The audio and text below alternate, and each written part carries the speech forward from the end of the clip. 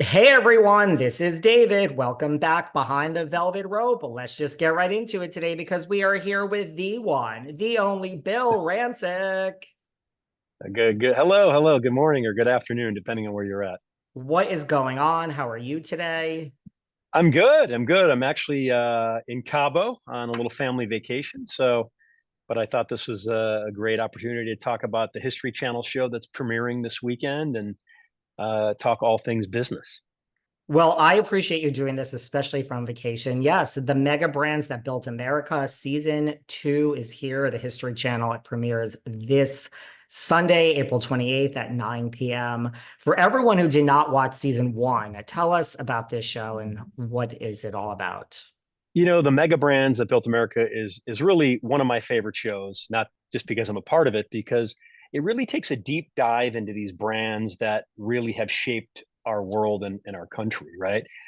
We look at the competitions that existed, the failures that happened along the ways.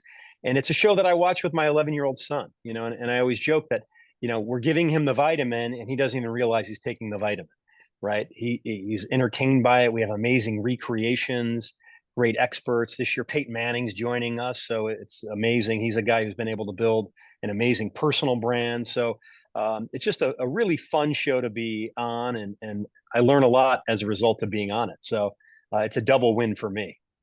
And I mean, this season, there's so many, you talk about mega brands, like we have Netflix, Nike, Yes. Sony, we have like some big hitters this Oh season. yeah, for sure.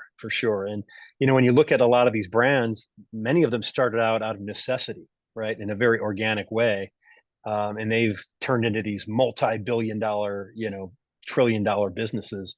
One, for example, is Diners Club card. I don't know if you remember this. You're probably too young, but there was a guy he was out to dinner with some clients, and back then you had to pay in cash, and he didn't have enough cash to pay the bill. He was horribly embarrassed. Said, "I'm never going to let this happen again." And he invented the Diners Club card, and it's now, if you look at the credit card industry, it's $6 trillion a year. And it all happened because this guy was embarrassed when he was out with clients and didn't have enough cash in his pocket. So a lot of Wow. these great ideas came, really through true necessity. Is there one brand out of all of these that are on this new season that kind of sticks out as like, they had like a struggle, like their story just kind of resonated with you more than some of the others? Well, I think Blockbuster is a real good one because it's a cautionary tale, right? And a lot of people, when they're in business, they get too comfortable, right? They get stuck in their comfort zone. They think they're invincible. Their egos get in the way, and they became extinct. There's one Blockbuster left in Oregon, and that's it. And if you think about, when I was growing up, that was it. I mean, Blockbuster changed the video rental world forever. When I was first renting videos as a kid, they were these creepy little dark rooms with a curtain where they had the adult film section in the back, and my parents wouldn't let me go there without them because it was just a weird place to go. And Blockbuster kind of changed the game, but they got too big and they got too comfortable. And I always say, if you're not agile, if you don't adjust, react, and adapt, you become extinct. And they were a classic cautionary tale of what happens when you get too comfortable in business. Well, thank you for thinking that I'm too young to remember Diners Club. I too remember Blockbuster back in the day, but I'm going to go with your story of thinking I'm Okay. too young. I like that one a lot better.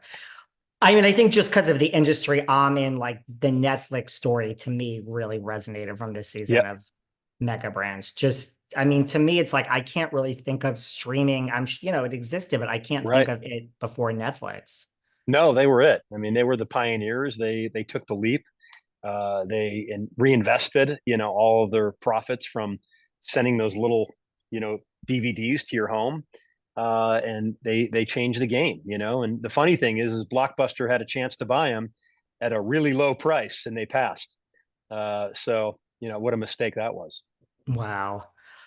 What about, this show, Mega Brands? You say you're showing your 11-year-old this, you look at like Shark Tank and all these other business shows. Like, why do you think business shows resonate with people so much?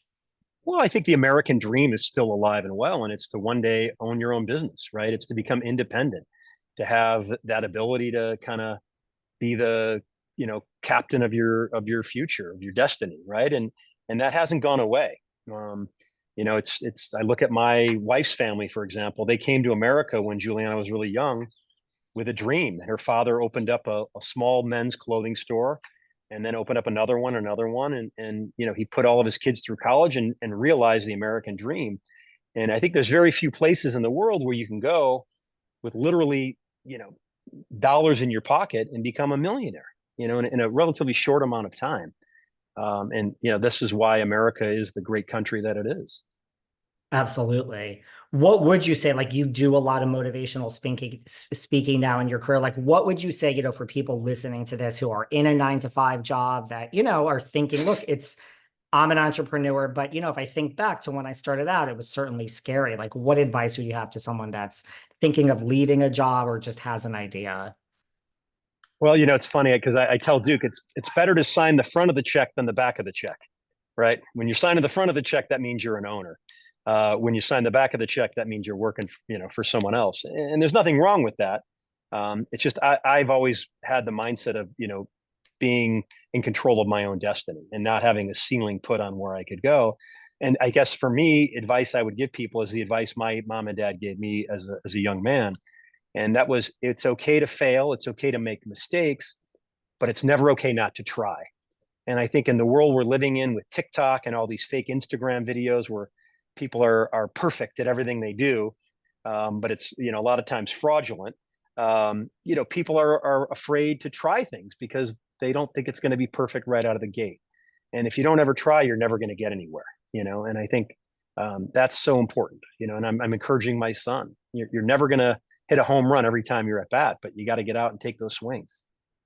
I like it's better to sign the front of the check than the back. I might steal that one from you. You can license it. You can license Okay. it. I've spoken like only Bill Rancic can. I will license it. Yeah. What do you think the biggest mistake people make is? Is it like a Blockbuster thinking, that they're invincible and just this is the way I do it and like not really being able to pivot? Like, what do you think the biggest mistake people make in business?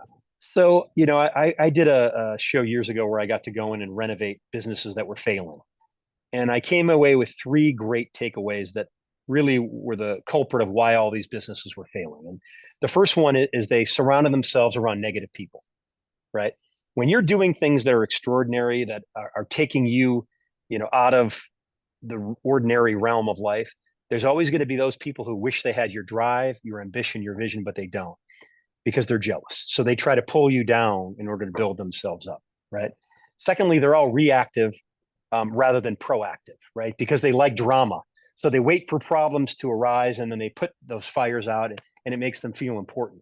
Where the smart ones are anticipating problems and coming up with solutions before the problem even arises. And I think thirdly,